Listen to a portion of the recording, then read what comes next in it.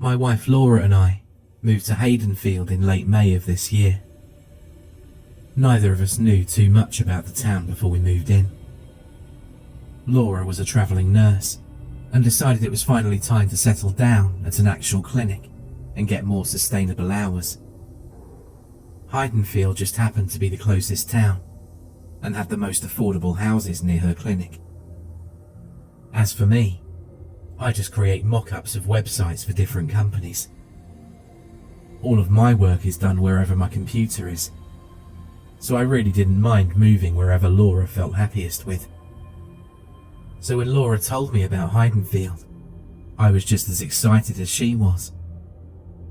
The whole town basically consisted of a small subdivision with a connected cul-de-sac. The only other building being a small family-owned department store down the road. It was a retirement town, with the average age being well into their late 60s and 70s. It was quiet, old and secluded, surrounded by a beautifully dense woodland.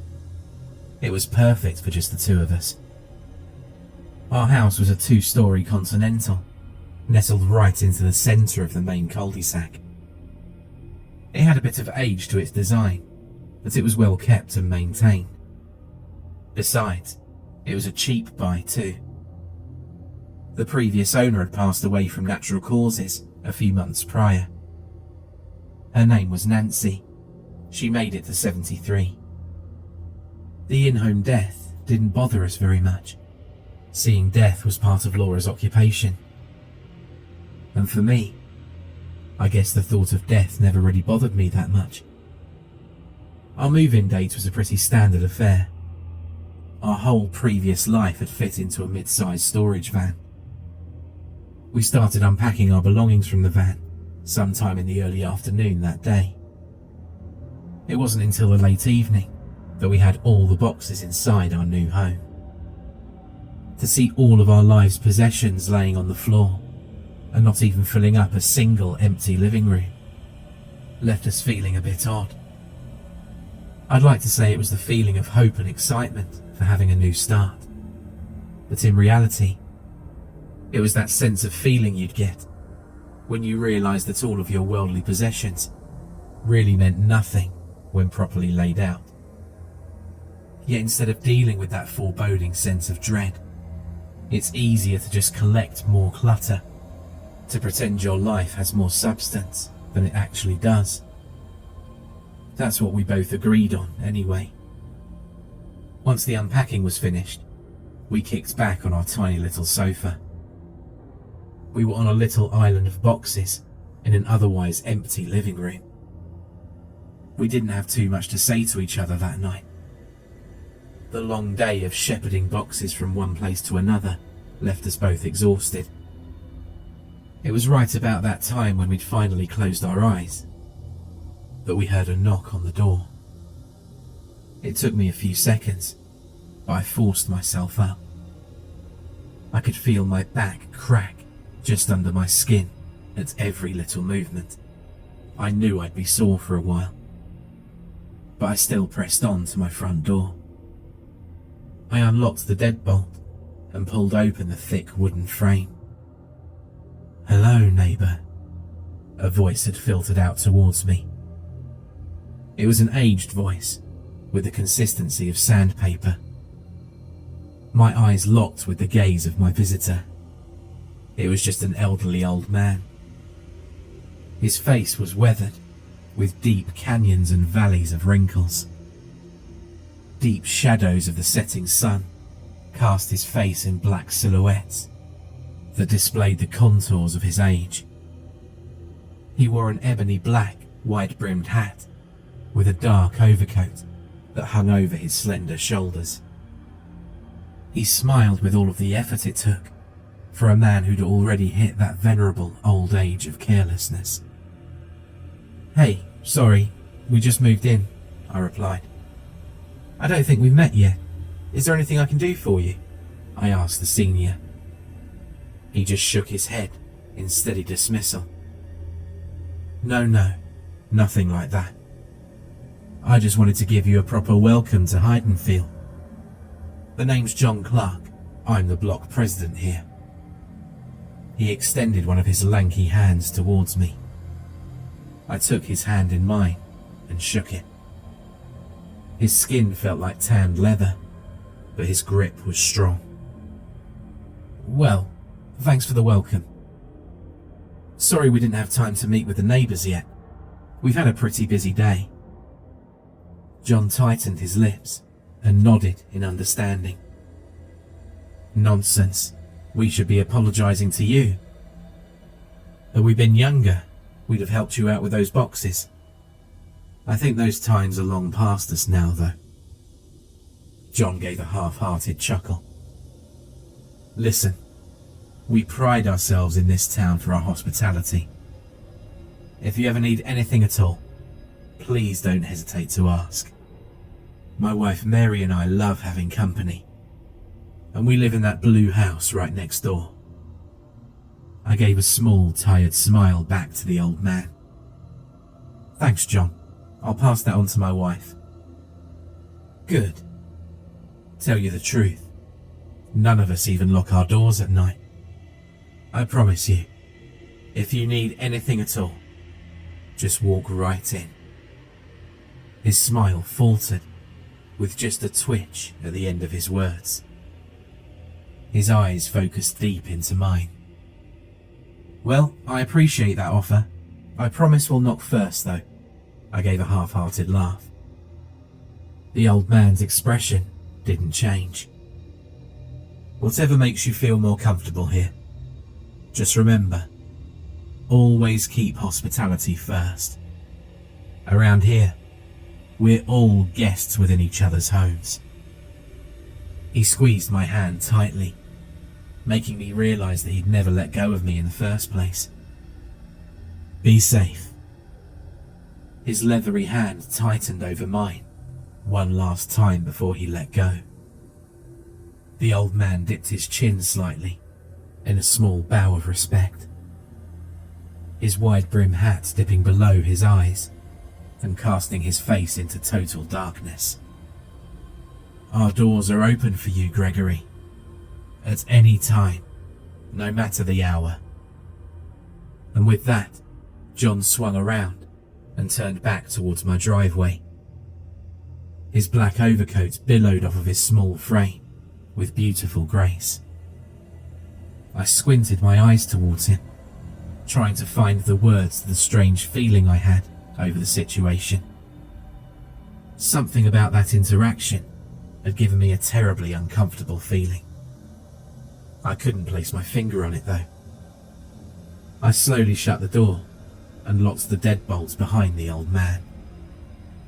I shook off the nerves that tumbled down my spine and returned back to the barren living room of my new home.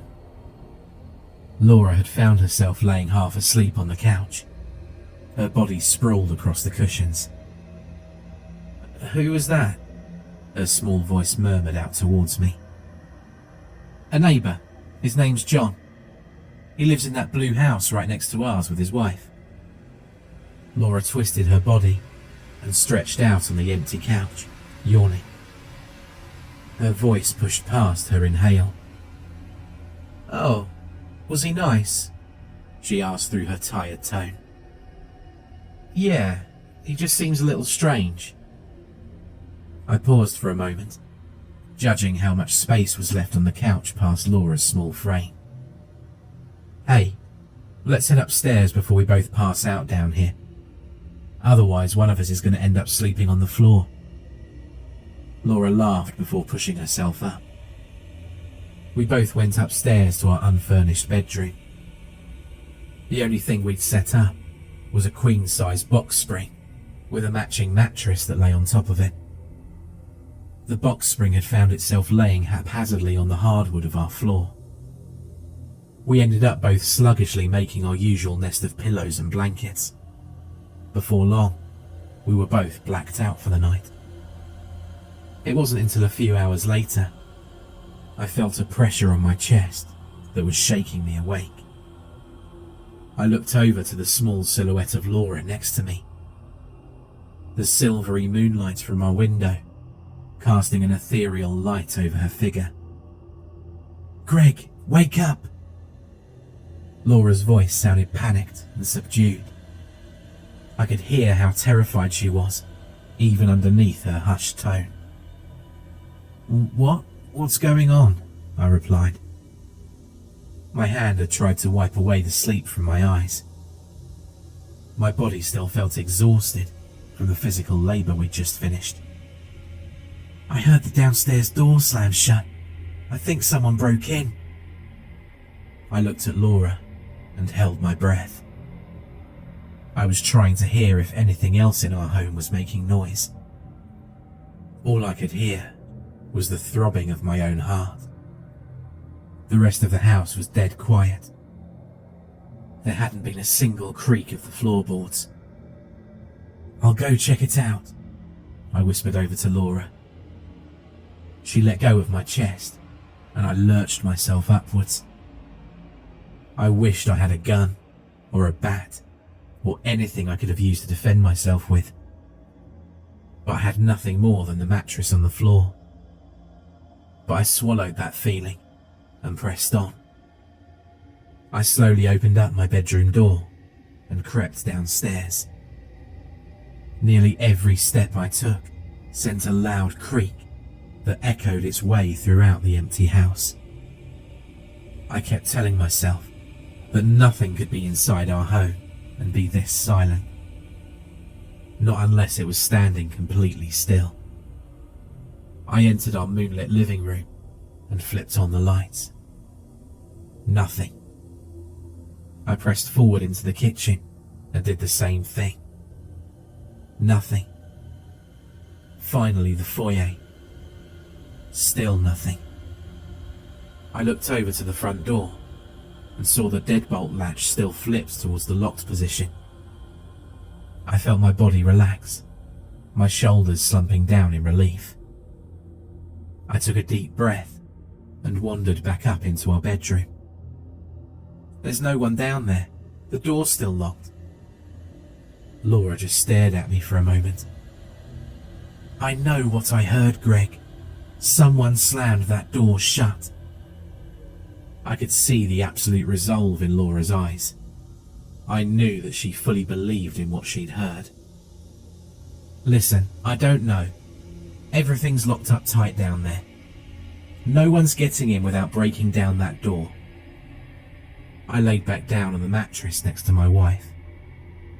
She just stared towards our bedroom door, as if she expected something to break right through it. Both of our physical fatigues ended up hitting their limits a few moments later, and we found ourselves asleep once again. But the same surprise came again and again, night after night.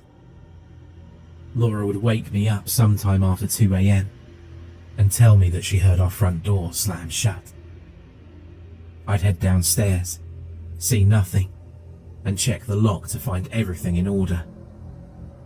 It wasn't until the evening of the fourth night, well after we'd finished moving in, that I made a disturbing discovery with our door. The lock didn't actually work.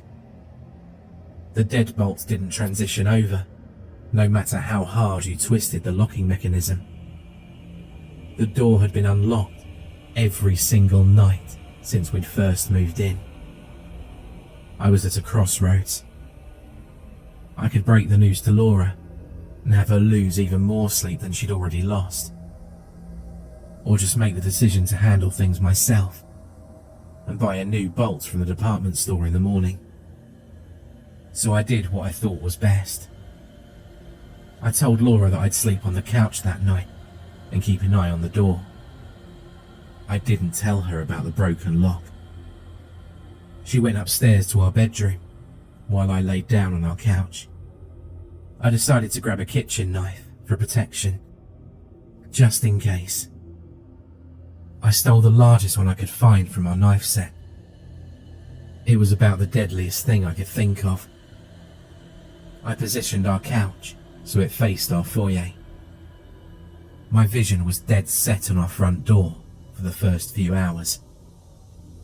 I did my best to keep my eyes open that night, but a few hours in, and they felt heavy. My mind had found itself halfway to dreamland and halfway to reality. So when I watched the dimly lit front door in front of me slowly crack its way open, I couldn't muster up the energy to move. Even when my brain had begun to scream at me to do something, my body was paralyzed. I could only watch as the brass handle of the door slowly unlatched itself, and the thick wooden door creaked its way open. The darkness from outside had spilled forward.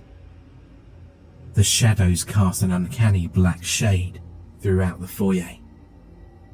Despite my best efforts, I couldn't make out a single figure in the emptiness of the void outside. But I could see one thing. I could see an arm that had extended its lanky fingers around the exterior of our doorknob. It was gangly, with a pale red hue that seemed unnaturally coloured. Spindles of blackened veins intertwined themselves with knots of tumour-like growths all along its skin. The arm was so thin it could be mistaken for a discarded tree branch. Yet, the thing's arm was impossibly long for its slender and atrophied frame. The forearm alone had to have been at least 4 or 5 feet in length. Its upper arm was even more so. The limbs stretched deep into the darkness of the night outside. I couldn't even see the shoulder that the stick-like appendage should have been connected to. The entirety of the creature's body was completely cloaked in the shadows from outside. Meanwhile, I watched helplessly as the door creaked its way more and more open.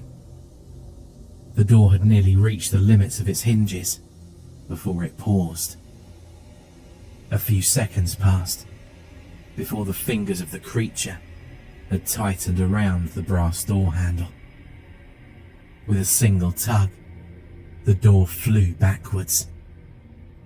The full force of the wood slammed shut with such an impact that the intensity of it alone shook the house. I finally snapped out of my paralysis. My heart was racing, and I could feel a cold sweat pour down my forehead. I heard my bedroom door bang open, and the thudding of my wife's feet sprint downstairs towards me. "Greg!" she yelled out as soon as she saw me.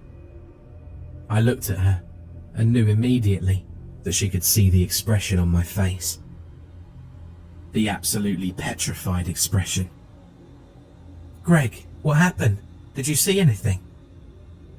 I couldn't formulate the words out of my mouth. I just nodded. We stayed up the whole night with each other. As soon as the department store opened, I made the drive over. Funnily enough, the local store didn't sell any type of door lock. But ever determined, I drove out the extra hour to a chain store and got exactly what I needed. By the early afternoon, I was taking off my old deadbolt and affixing on the new one. My tired mind was barely able to comprehend the task I was doing. "Hello, neighbour," a raspy voice had called out from behind me. I turned towards the blistering sun and saw the outline of John wearing his wide brim hat right behind me. "What are you doing?" I sighed and continued on. "I'm fixing up our locks. I just noticed last night that they weren't working." I pushed my fingertips against my eyelids and tried to force some of my exhaustion out. "I wouldn't worry about that. None of us ever lock up our doors." John continued to stare down at me. I couldn't make out his expression through the blinding light that backlit his slender figure. "Yeah, well, I'd just feel safer if I did," I muttered to myself. I grabbed the new lock and placed it into the now empty hole of the front door. "You won't be. The hospitality of an open door policy is what keeps this neighborhood safe. Always has been, ever since I was a kid. A lot of people had to get hurt to realize that. A silence enveloped us as I continued about my task. Gregory, if you finish what you're doing, you're going to get yourself and your wife hurt. Now, I can't say much more than that, but you need to trust in your neighbors. I scoffed under my breath before I turned towards John. I created a visor for my eyes using my hands. The makeshift shade helped me see the dour expression on my neighbor's face. Listen, John, I get it. You're a close community here. But we've been having issues with our front door opening since we got here. That's stopping tonight. John slowly shook his head in disappointment. I can't compel someone to have good manners. Compelled hospitality is no hospitality on behalf of the compulsor. I'd be damned if I forced your hand here. But there are things out there that don't like locked doors. They've got to feel welcomed, otherwise our whole neighborhood falls apart. I felt my brow furrow as I looked closer at John's face. I felt a kinship of understanding between us. I felt like he knew more than he was letting on. What's going on here? I whispered up to the old man. It's unbecoming to talk about someone behind their back. He paused. Mary's making a pie for you tonight. I'll leave it on your doorstep. Don't eat it. It's for your guests tonight. John took a deep breath and muttered, I hope it'll be enough, under his breath. The old man swung his back towards me and began to walk back towards his house. I ignored him and fixed up the door. I made sure it was locked up tight as soon as I was finished. Sure enough, just a few hours after Laura had returned home, we had a knock on our door.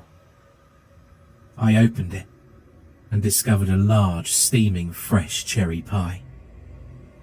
It had found its home resting upon our stoop. A small card lay near it. It read, For the guests of Gregory and Laura Adams, from the neighborhood of Haydenfield. We apologize for making you feel unwelcome tonight. Please accept our deepest apologies. Very respectfully, the Clarks. P.S. Gregory, a proper dessert should always be set out on your kitchen table, in case any guests make an unexpected visit. May you have room on your dining room table to place this, in case that may happen. God bless, John. Laura and I both gave each other a strange glance. What's that all about? She asked, flipping the card around in her hand. No idea, I replied, examining the pie in my hands. The aroma wafted over our home in the most pleasant of ways. Should we have a slice? Laura leaned down and smelled the tart cherry scent that had emanated from the juices inside. I pulled it away from her. Something in me told me that John knew something that we didn't. I had no idea what was going on, but I knew what the card said, and I knew what I'd seen the night before. Let's just leave it on the table tonight. We can double check with the neighbours tomorrow, just to make sure they actually made it. Otherwise, I don't know if we can trust it, you know? I tried my best to explain it away, but Laura gave me a skeptical look. Thankfully, she just shrugged it off. I placed the card and the pie right on the centre of the dining room table and headed upstairs. Laura managed to fall asleep before I did. That night, I felt my eyes stare deep holes into my eyelids. No sense of drowsiness had washed over me. I could only think of that strange, spindly arm that I'd seen the prior night. Like clockwork, just after 2 a.m, I heard a jingle come from my downstairs foyer. The doorknob was shaking. It was slow at first, but then got more frantic.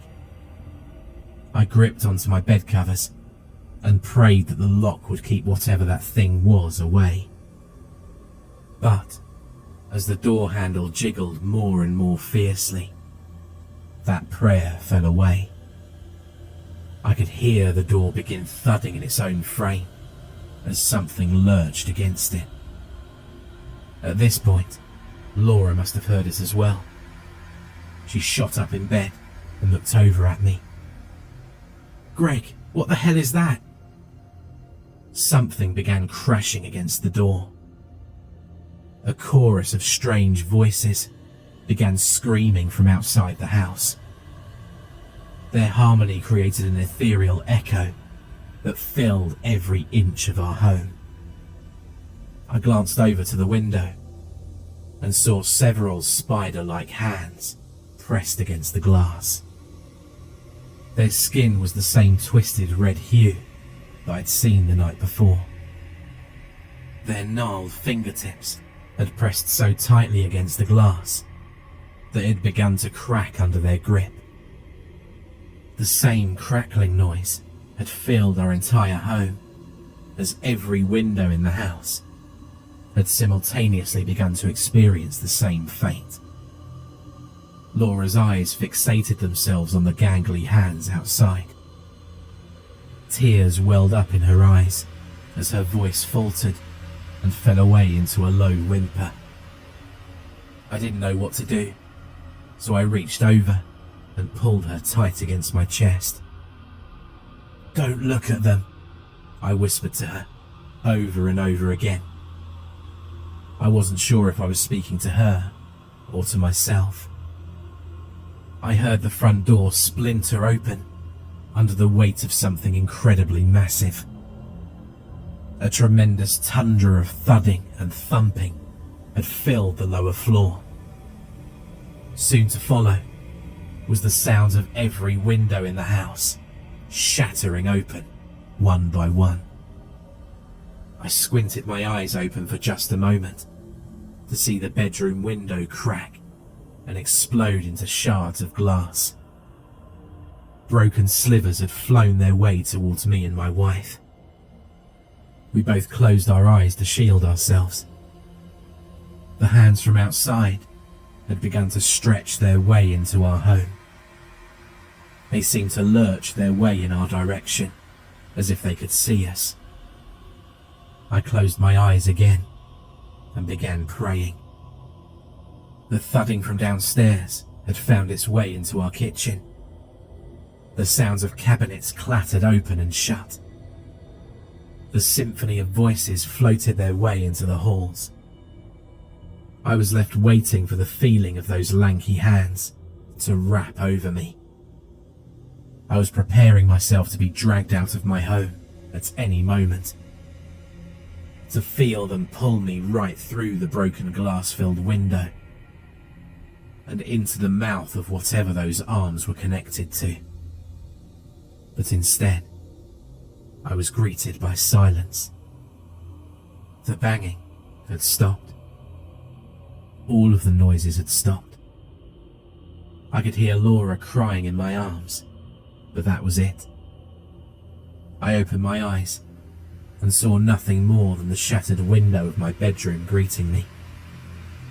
I quickly picked up a large piece of glass and wrapped it in one of my socks before getting up to my feet.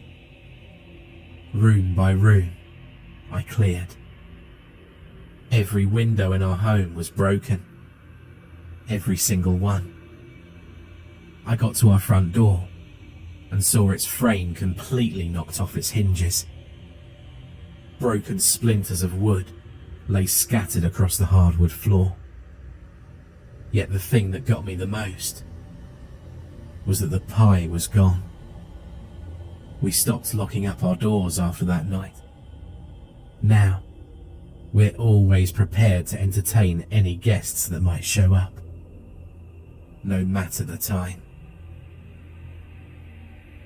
For more terrifying creepypasta horror stories, check out the playlist or the video on screen.